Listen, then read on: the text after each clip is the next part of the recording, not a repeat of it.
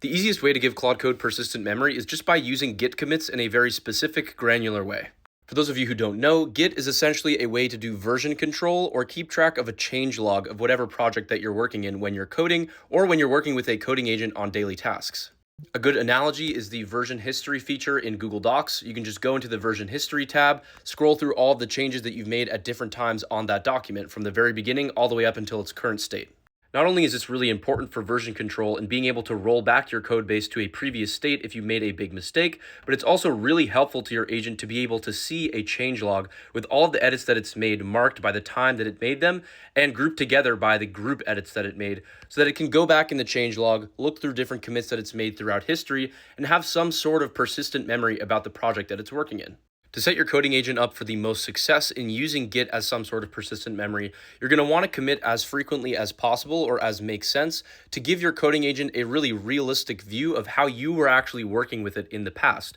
So if you make one small change that does actually change the functionality or the structure of your code base, you're going to want to commit that as its own change because that's what it actually looked like in the present when you made that change. So when Claude Code or another coding agent goes back in the Git history, it sees, okay, this change was made distinctly from other changes before it and after it. If you want to learn more about the best methods to get the most out of your coding agents, I host a school community of over 180 other people who are constantly tinkering with Claude Code and sharing their tips. We would love to see you there. Link in bio.